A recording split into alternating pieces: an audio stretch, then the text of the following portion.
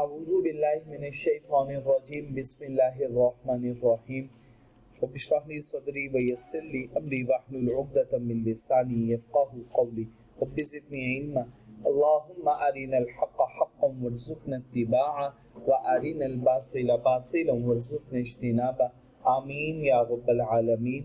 अल्लाहुम्मा तहिर क़ुलूबना मिनन निफ़ाक़ व अअमालना मिनर रिया व अलसिनतना मिनल कज़िब व अअयुनना मिनल ख़ियाना फ़इन्नका तअलमु ख़ाइनतल अअयुनि व मा तुख़फ़िस सुदूर आमीन या रब्बल आलमीन।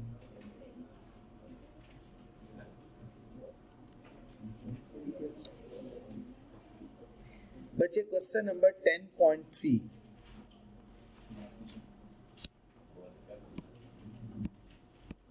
आपको मैंने क्वेश्चन ये होमवर्क में करने के लिए दिया था।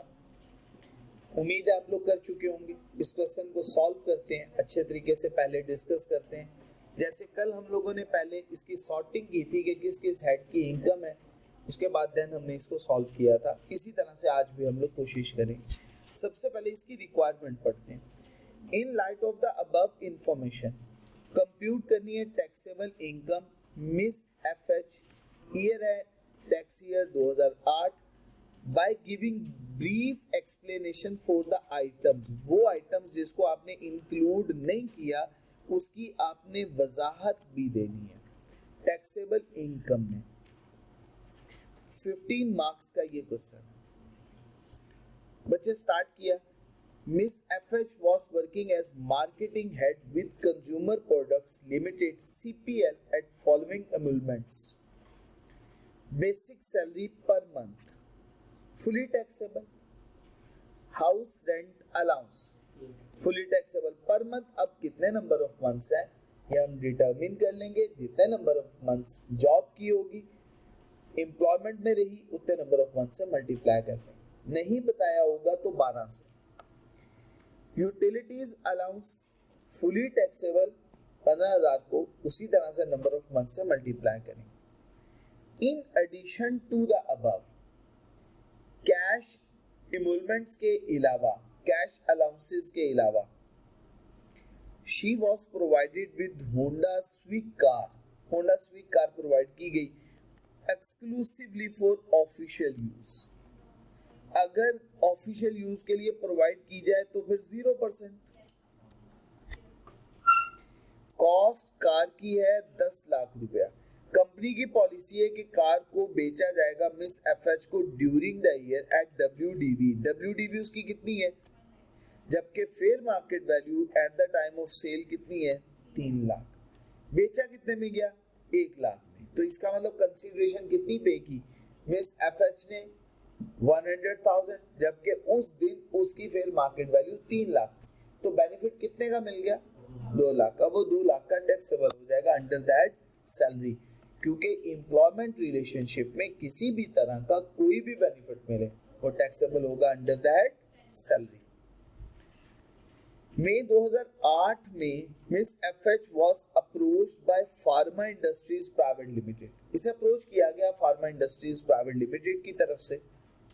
उन्होंने कहा कि आप हमारे यहाँ मुलाजमत शुरू कर दें, हम आपको कुछ एक्स्ट्रा बेनिफिट देंगे, एक पेमेंट भी देंगे 2 लाख रुपए की। Inducement to accept their offer, ये सिर्फ इसलिए दी जाएगी कि आप हमारी ऑफर को एक्सेप्ट कर रहे हैं। बिल्कुल आपको माजी के एम्प्लॉयर से कुछ मिले या प्रोस्पेक्टिव एम्प्लॉयर से कुछ मिले, टैक्सेबल अंडर दैट सैलरी, और salary is taxable on receipt basis. Miss FH accept कर लिया पीआईएल की ऑफर को by resigning from CPL with effect 1 June 2008। इसका मतलब रिजाइन कब कर दिया, 1 जून 2008 को। पिछले एम्प्लॉयर से 11 माह की सैलरी मिलेगी, क्योंकि जून का महीना काम नहीं किया। शी ज्वाइन पीआईएल फ्रॉम 1 जुलाई, अगले साल से ज्वाइन किया है। इसका मतलब यहाँ पे काउंट हम कितने मंथ को करेंगे, 11 मंथ्स को काउंट करेंगे। इसको मल्टीप्लाई करेंगे 11 से, इसको भी मल्टीप्लाई करेंगे 11 से, और इसको भी मल्टीप्लाई करेंगे 11 से। बात समझा पाए?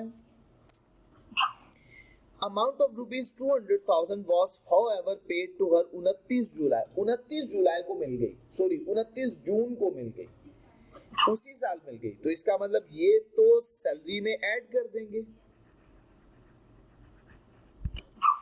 कोई कंफ्यूजन तो नहीं है बच्चे? During the year miss FH has also undertaken the following transaction. Shares in Queen Pakistan Private Limited was sold for rupees 500,000. Shares बेचे हैं, consideration received.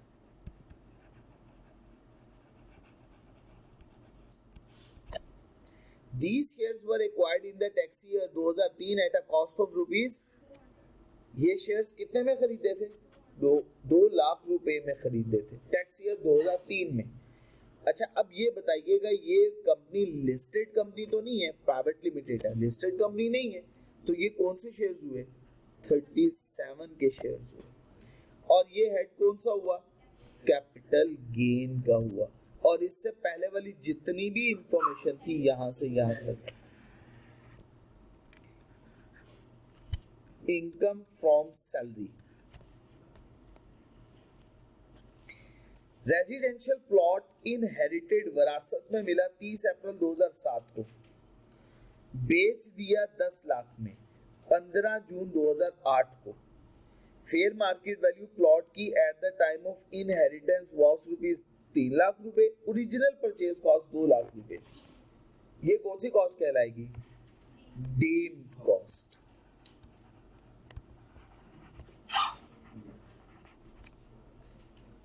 ये किस हेड में टैक्सेबल है? Capital gain. और है कौन सा? Separate block of income. Painting purchase at a cost of rupees 100,000 was sold for rupees 75,000। अच्छा, है ये हेड कैपिटल गेन का ही। आपको पता है लॉस हो गया, loss is not recognised, loss recognise नहीं किया जाता in case of painting. Painting के केस में लॉस को रिकॉग्नाइज नहीं किया जाता, या वो एसेट जो अंडर सेक्शन 38 सब सेक्शन 5 में फॉल करते हैं उनका गेन तो टैक्सेबल होगा, लॉस एडजस्ट नहीं हो सकता।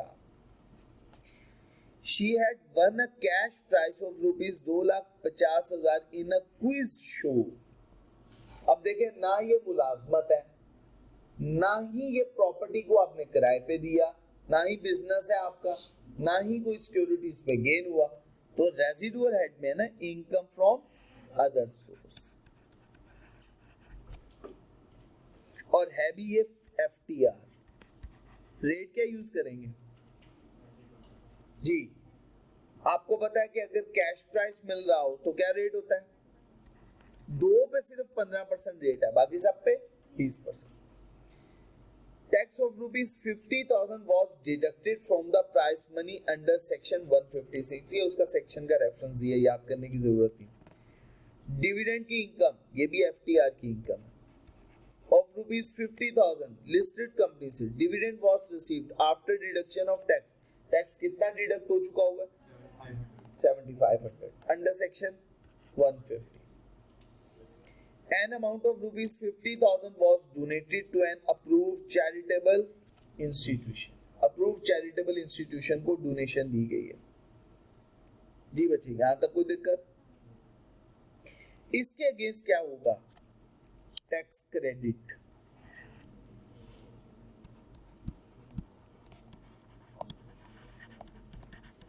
On donation.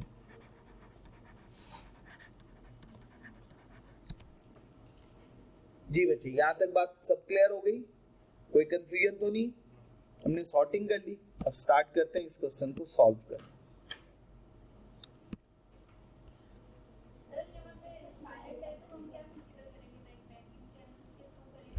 असम्पशन पॉजिटिव, तो क्या अज्यूम करेंगे? Banking channel.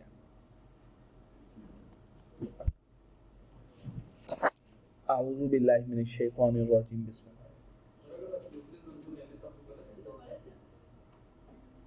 नेगेटिव असम्पशन ना यूज करें।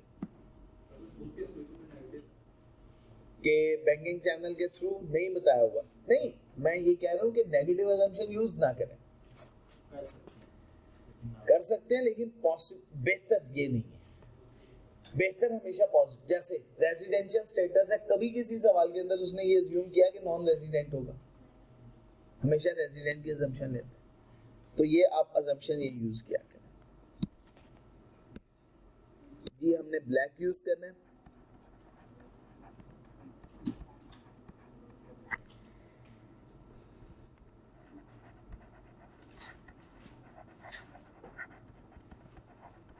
Computation of taxable income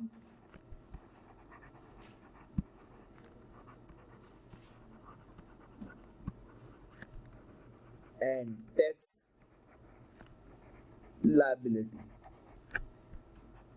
tax year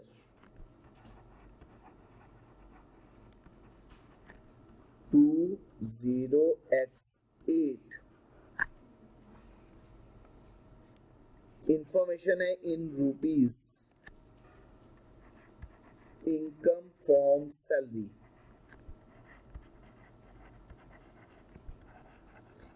कोशिश कीजिएगा न्यूमेरिकल सॉल्व करते हुए एक एक लाइन आपने स्किप करके लिखना, एक एक लाइन स्किप करके लिखना। तो स्टार्ट करते हैं। सबसे पहली बात, बेसिक सैलरी।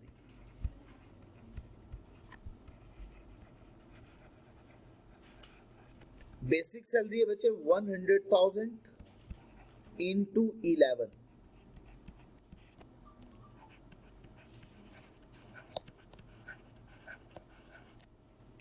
जी बच्चे। उसके बाद आ गया बच्चे हाउस रेंट अलाउंस, एक लाइन स्किप करनी है आपने।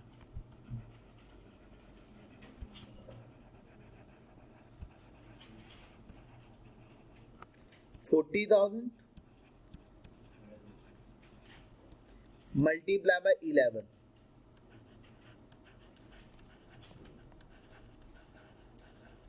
जी बच्चे ये फिगर है। नेक्स्ट बच्चे यूटिलिटीज अलाउंस,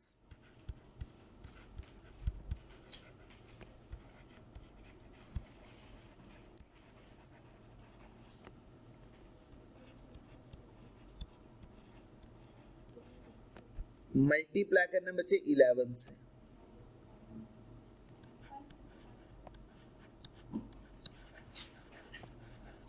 कोई दिक्कत बच्चे यहां तक? Car provided for official use 0। आपको पता है कॉस्ट की कितनी अमाउंट होगी? 1 मिलियन, उसको मल्टीप्लाई करते हैं 0% और आगे बाय 11/12 करने की जरूरत ही नहीं है क्योंकि 11वां जॉब की। लेकिन अगर 5% या 10% होता, जैसे सिर्फ प्राइवेट होता तो 10%, फिर 11/12 भी करना था। अगर सिर्फ ऑफिशियल और प्राइवेट दोनों, पर्सनल दोनों यूज होते तो फिर 5%, लेकिन 11/12 भी करना था, सिर्फ 11 मार्क के लिए बेनिफिट मिला। ठीक है जी।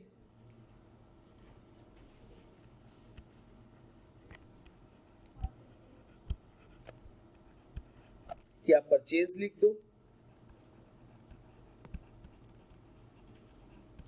FH है जी बच्चे। फेयर मार्केट वैल्यू कितनी है? 300,000 minus tax WDV,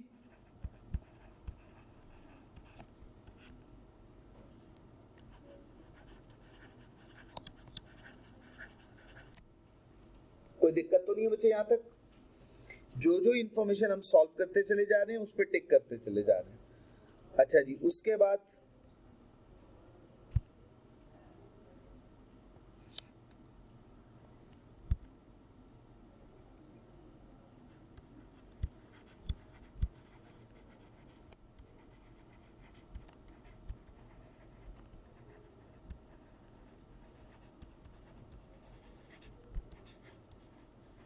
from PIL, PIL से इंड्यूसमेंट फी रिसीव की, कितनी अमाउंट है बच्चे? 200,000। ये भी बच्चे होगी यहां तक? और इसके अलावा सैलरी की कोई और इंफॉर्मेशन नहीं है। तो बच्चे ये टोटल कर लीजिएगा।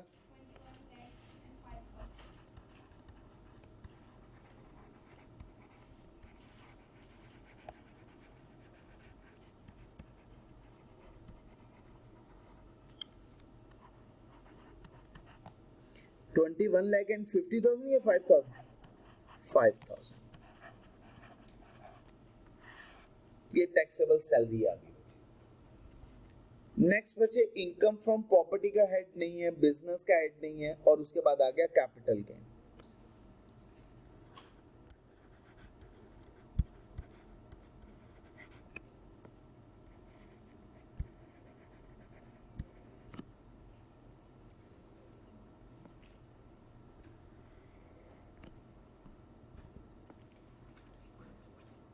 जी बच्चे कैपिटल गेन, कैपिटल गेन में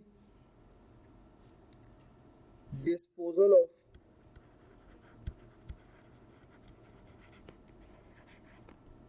shares,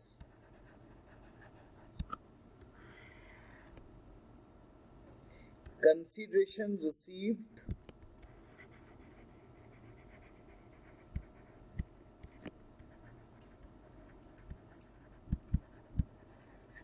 कंसिडरेशन रिसीव है बच्चे 500,000, ये अमाउंट थी कंसिडरेशन रिसीव की। अब इसमें से आपने लेस करना है, डीम कॉस्ट है इसकी, वो तो इनहेरिटेंस के केस में नहीं है। कॉस्ट, जी बच्चे कॉस्ट की अमाउंट है 200,000, बच्चे माइनस कीजिएगा 300,000।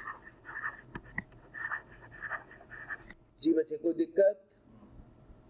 चलें जी नेक्स्ट बच्चे residential plot, disposal of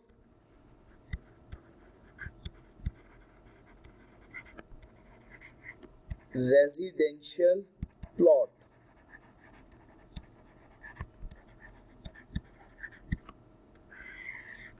consideration received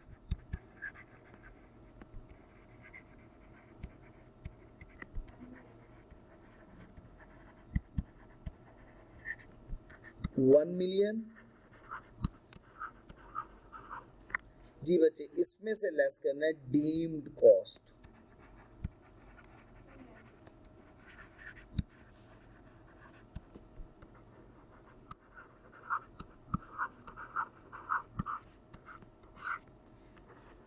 figure है बच्चे 8 लाख। जी बच्चे यहां तक बात क्लियर हो गई? यहां तक कोई दिक्कत?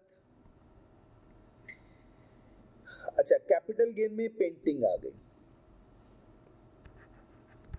पेंटिंग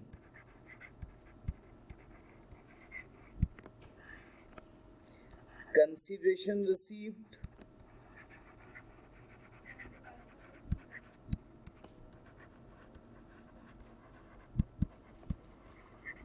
$75,000, माइनस कीजिएगा इसमें से कॉस्ट कितनी 100,000। जी बिल्कुल ठीक हो गया। जी बच्चे लॉस है, कितने का लॉस 25,000, इनर कॉलम में लिखिएगा और बता दें ये लॉस आ गया, और यहाँ पे नोट लिखें, क्या लिखें? Loss on disposal of painting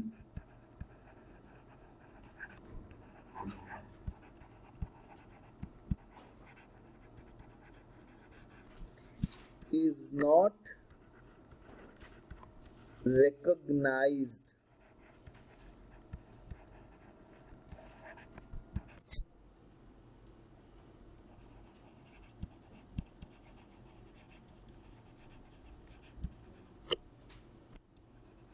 as fall under section 38 subsection 5। बात क्लियर है जी बच्चे? कोई दिक्कत तो नहीं है? शर्जील साहब सब बातें क्लियर है?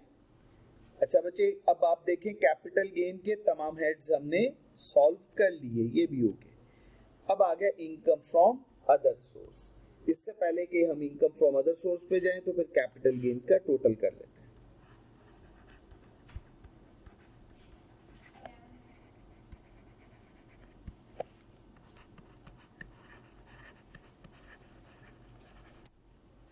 उसके बाद बचे इनकम फ्रॉम अदर सोर्स।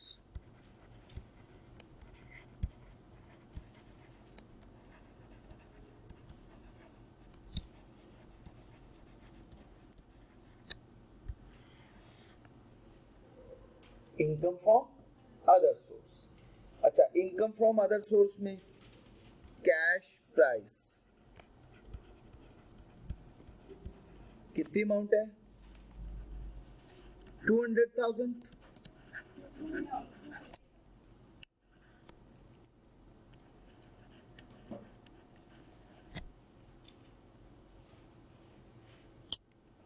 ये एफटीआर की इनकम है, याद रखना है।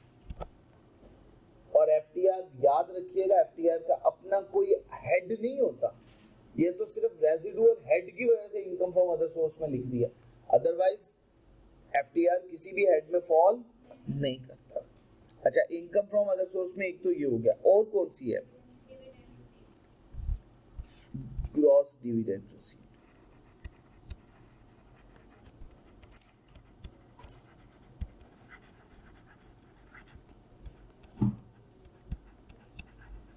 उसके अमाउंट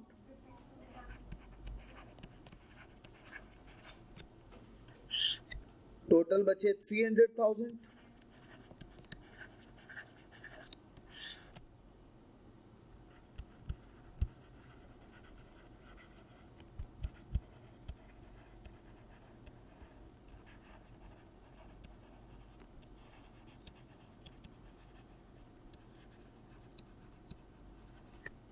जी बच्चे, अब आएगा सबसे पहले हम लिखेंगे टोटल इनकम।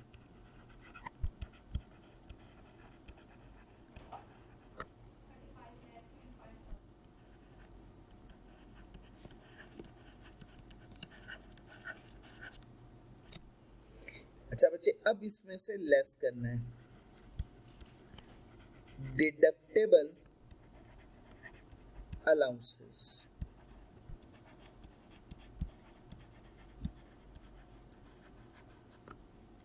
डिडक्टेबल अलाउंसेस तो है ही नहीं, तो ये हो गई टैक्सेबल इनकम।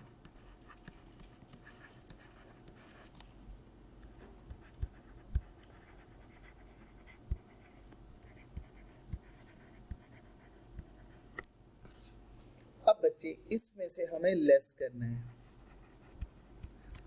टैक्सेबल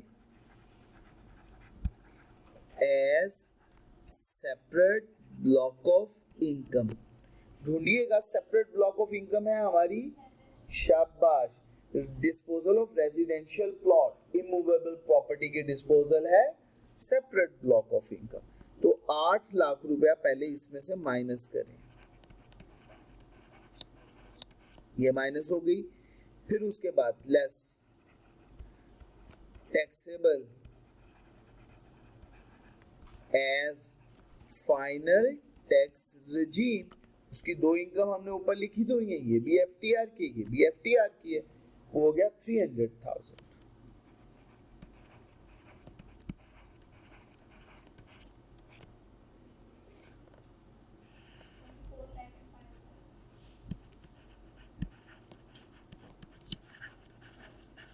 ये है टैक्सेबल एज एनटीआर।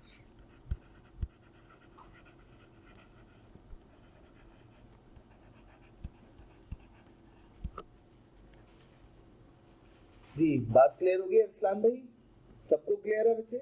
इमाद साहब, उमर, अमार। अब बच्चे हमें फाइंड करना है टैक्स लायबिलिटी को।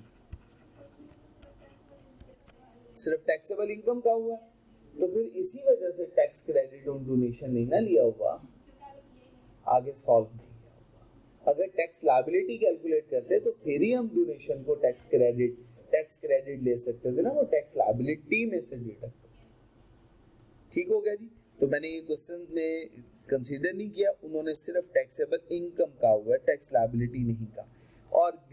ब्रीफ एक्सप्लेनेशन मैंने आपको बता दिया, मैंने साथ ही इंक्लूड कर दी है, सेपरेट ब्लॉक भी लिख दिया हर जगह पे, FTR भी लिख दिया, बता दिया हर जगह। जी बच्चे बात समझा पाए? टैक्स लायबिलिटी कैलकुलेट करवा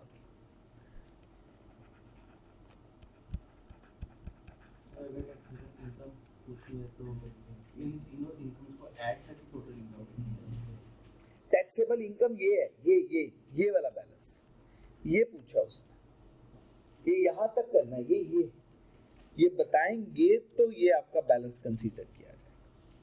पिछले यानी का मतलब ये है कि जो कैपिटल गेन का टोटल आया, जो सैलरी वो हर हेड का टोटल है, और जो ये टोटल है तीनों को ऐड करके नहीं लिखेंगे टोटल इनकम इसको बोलते हैं। अगर उसने पूछा आपसे टैक्सेबल इनकम बताया और अगर आप यहाँ तक क्वेश्चन कराएंगे तो फिर आपके नंबर कट जाएंगे नीचे वाले। अगली वाली तो एडजस्टमेंट आपने की नहीं, मैं ये बता रहा हूँ, क्योंकि टोटल इनकम की डेफिनेशन पढ़े तो टोटल इनकम क्या है? Is the sum of all head of income. तो टैक्सेबल इनकम तो इसमें एडजस्टमेंट्स करनी पड़ती है हमें। जी बच्चे सैलरी का केस, नॉन सैलरीड, सैलरी कितनी है? 21 लाख। तो फिर ये तो सैलरीड का केस हो गया।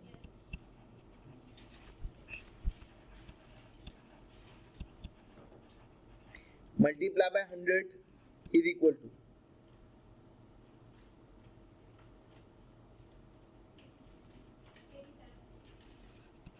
87% ग्रेटर देन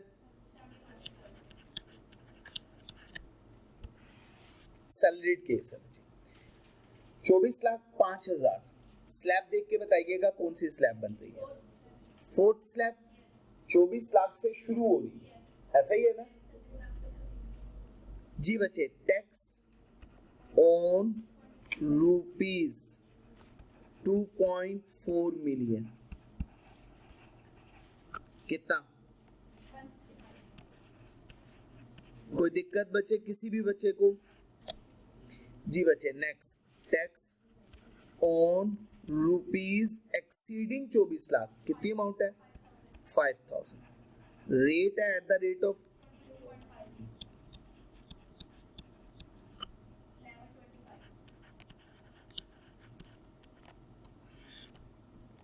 जी बच्चे 166,125, यही फिगर है। यहां तक कोई दिक्कत तो नहीं है बच्चे? इसको सॉल्व करने के दो पैटर्न होते हैं, मैं आपको बता दूंगा, तो आप लोग दोनों पैटर्न में से जो चाहे वो कर सकते हैं। यहां तक बच्चे कोई दिक्कत?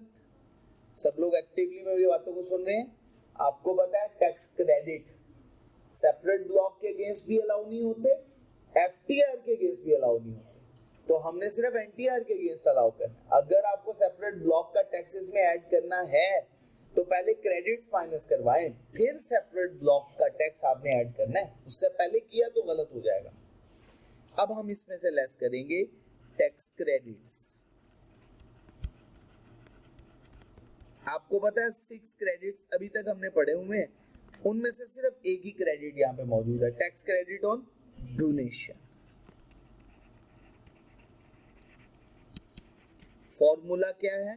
Tax liability over taxable income 166,125 over 2405,000 multiply by amount. Individual है ये, इंडिविजुअल की टैक्सेबल इनकम का 30% जी लोअर ऑफ अमाउंट होगी, लोअर ऑफ 30% ऑफ 24,05,000 कितनी अमाउंट बनी?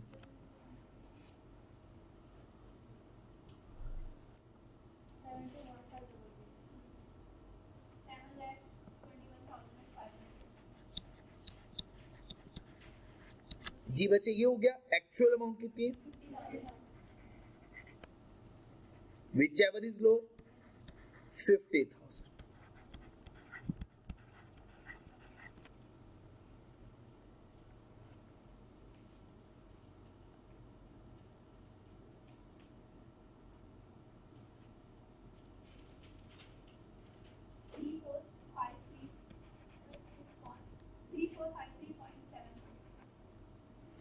3453.74 54 कर दूं।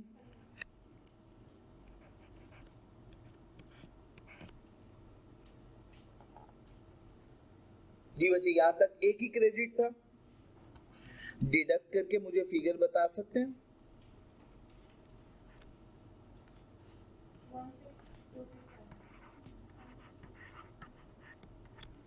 जी बच्चे अब इसमें हम ऐड करते हैं tax on separate block of income, immovable property. Immovable property constructed property है, बिल्डिंग बेची है या ओपन प्लॉट बेचा है? रेजिडेंशियल प्लॉट बेचा है बच्चे, रेजिडेंशियल प्लॉट। अच्छा रेजिडेंशियल प्लॉट का होल्डिंग पीरियड देख लीजिएगा, अगर तो 6 साल की मुद्दत से ज्यादा हो चुका हुआ है फिर तो टैक्स ही नहीं है। रेजिडेंशियल प्लॉट कब मिला था? 30 अप्रैल 2007 को, और वॉज सोल्ड फॉर रुपीज जी बच्चे 15 जून को, 1 साल से ज्यादा है और 2 साल के दरमियान में। जी बच्चे बता दीजिएगा बच्चे। रेट हो जाएगा इसका केस में, पहला था 15%, उसके बाद दूसरे के केस में हो जाएगा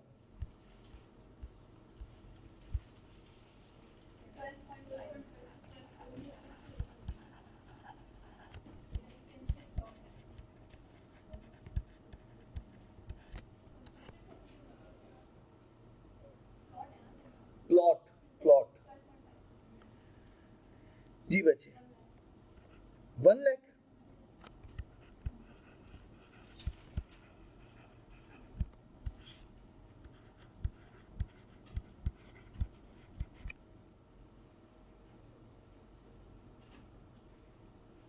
अच्छा बच्चे अब इसमें से माइनस करना है टैक्स डिडक्टेड एट सोर्स। अच्छा अब दो तरीके हो सकते, एफटीआर की इनकम भी ऐड कर दें और नीचे डिडक्शन में बता दें टैक्स डिडक्टेड एट सोर्स, या दूसरा तरीका ये है कि यहाँ पे बस आप लिखे टैक्स पेएबल, और आपको पता है इसके केस में भी एडवांस टैक्स की अमाउंट होती है लेकिन उसने अभी हमें बताई नहीं है तो हम कंसीडर नहीं कर रहे। अदरवाइज हम असम्पशन ले सकते हैं ग्रॉस कंसीडरेशन का, आपको पता है डिस्पोजल के टाइम पे 3% रेट होता है, पता है, लेकिन हमें जरूरत नहीं है, हम यहीं पे इसको क्लोज कर देंगे। और एफटीआर का टैक्स बता दीजिएगा, tax on FTR cash price पे 50,000, एडवांस में डिडक्ट भी हो गया, फुल एंड फाइनल टैक्स है, और डिविडेंड पे 15% है, कितनी amount? 7500, full and final tax.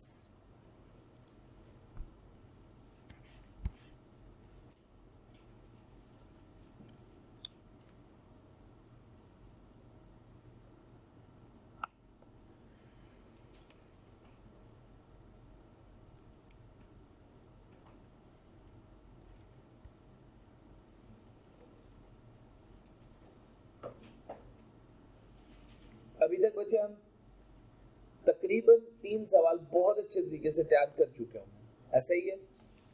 इंशाल्लाह बाकी क्वेश्चंस भी साथ साथ मैं आपके डिस्कस करता रहूंगा। क्वेश्चन का आंसर बस वो एनटीआर तक ही ना,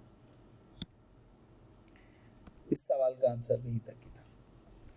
क्वेश्चन नंबर 10.4, ये तो स्ट्रेट टैक्स ट्रीटमेंट का क्वेश्चन है, आप लोग कर भी चुके होंगे, ऐसा ही है। क्वेश्चन नंबर 10.5, ये आपका होमवर्क होगा बच्चे।